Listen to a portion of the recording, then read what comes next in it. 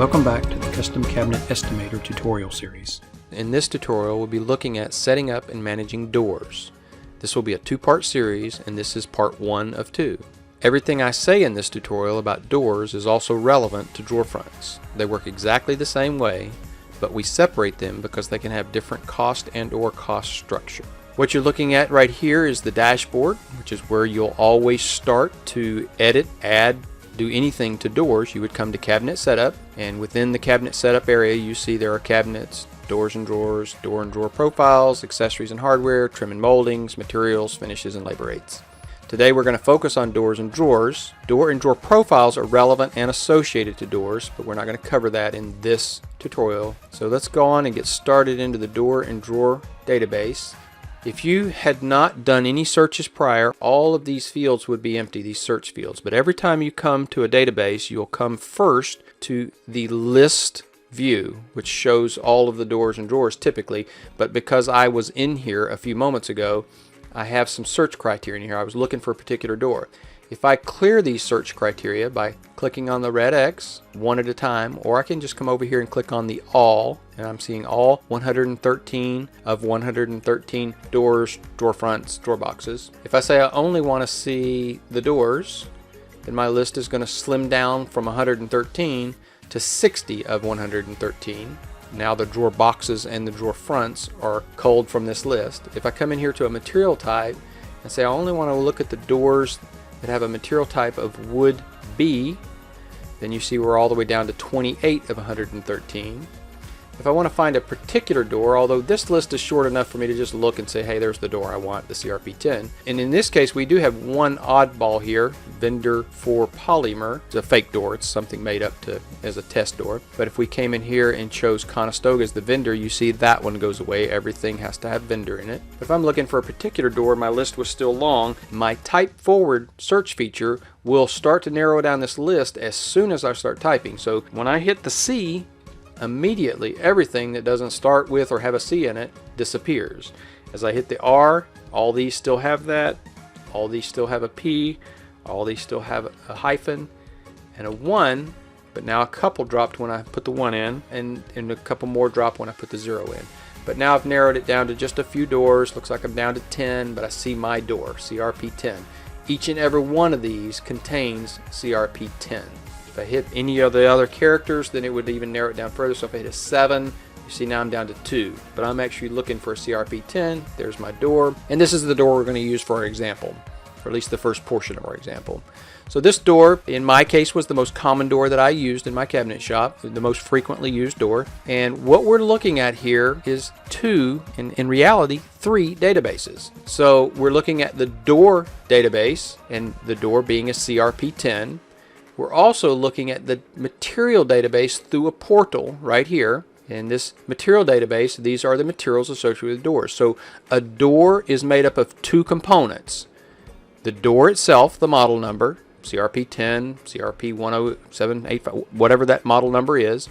And then it's also made up of the material. And you can have one or both of the costs. The costs are, as you see here, either per door or per square feet. And you can use either or both. So you could have just a cost per door, or you could have a cost per square foot, or you can have both. In this case, we have both. Conestoga uses both. We're also seeing a third database here in that we see our profiles specific to this door. These are coming from that door and drawer profile database. And we're associating these profiles to this vendor when we create them, so that we only see, when I click on this list, all of these profiles are only available to Conestoga Door. So I'm not having to look at the profiles for other vendors that I have in here. So the most frequent support call that I get from new users would be, I can't seem to create a door or drawer front. I've created it and I can't see it, or I've created a material and I don't see the door, or vice versa. So it's not real complex, it's fairly simple, but until you get it, you just can't make it work. There's 3 fields here. This name can be anything you want it to be, but the trick is that these 3 fields match in the door database and in the material database. And since we're looking at both databases at once, I can toggle back and forth. So we see that this CRP10 is a category of door, a material type of wood be, and a vendor of Conestoga. If I take this from Conestoga to Decorative Specialties, all of our materials disappear because there is no such thing as a category of door with a material type of would be for Decorative Specialties. Now, if I change this would be to something else, it still doesn't help because it's not, this door would be a decorative laminate veneer. So to fix this one, I've got to go back to my would be, and then I've got to go back to Conestoga, and now you see all of these show up. So if you created a new door and you typed in this field would-be and you didn't capitalize the W, and you went to the other database, and this is true of the old version but not necessarily the new version, although you can do it, but when we put a material type in either of these two databases, it populates a single value list. So when you go to the second component, and you create the door first and then the material, or the material first and then the door, whichever way you do that, when you go to the second component of it,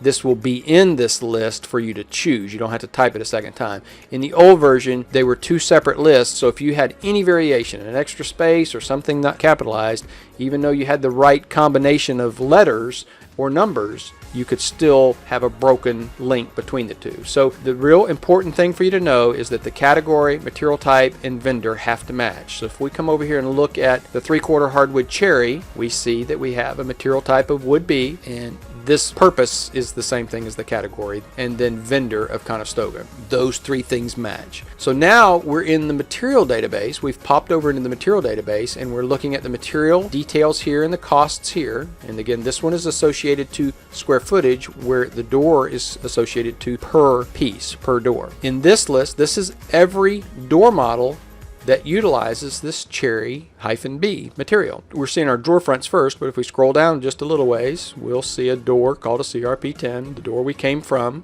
but we also see all the other doors that utilize this material. So now we've popped back to the other database. So again, a door is made up of two components, a material and a door, and the door basically is comprised of the model number. So if you were going to create a new door, and we have a little bit of navigation up here, remember from prior videos that the hamburger looking icon takes you back to list view, and then if you want to come back to your door, you can just click on it.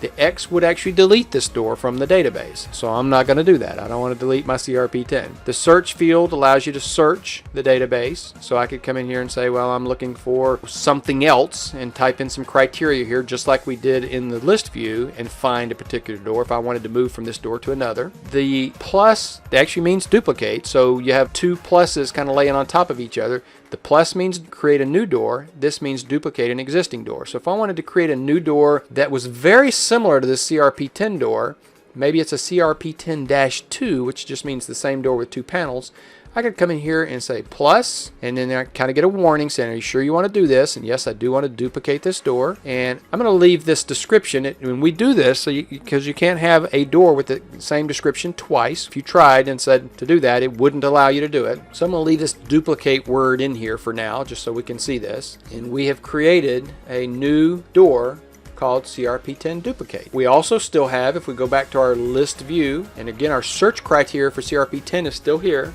So we see the CRP10 and the CRP10 duplicate. It duplicated everything. If I were going to edit this door, I would come in here and say, well, but this one is $12.70 or something like that. And the material cost would be the same in the Conestoga scenario in most cases. I wouldn't have to create a second material, but in some companies you would. So again, the most important part of this tutorial is understanding that the category, material type, and vendor have to match for you to create a new door and have both components, a material and a door.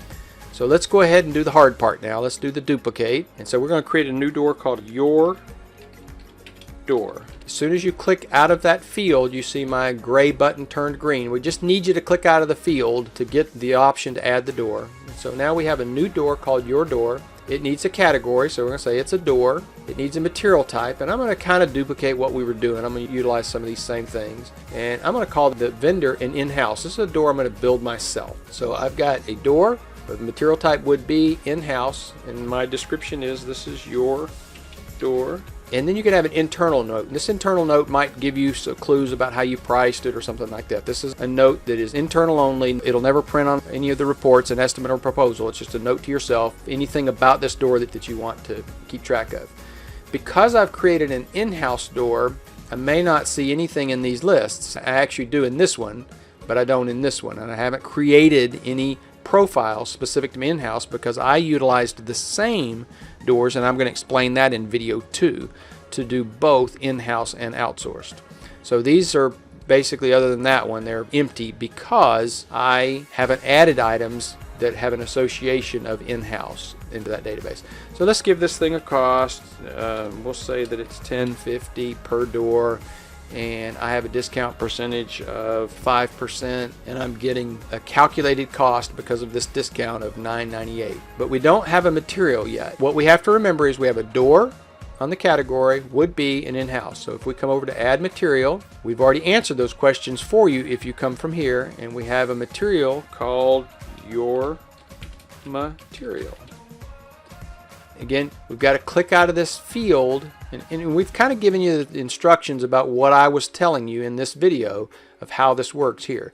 So I've got to click out of the field to get my green add material button. Click that, and now I have a material, and it's showing up because these 3 fields match. Door, would be, and in-house. So that's the complexity of doors and drawer fronts. We'll cover pricing structure in the part 2 video. So thanks for watching this video, and up next we'll have setting up and managing doors part 2.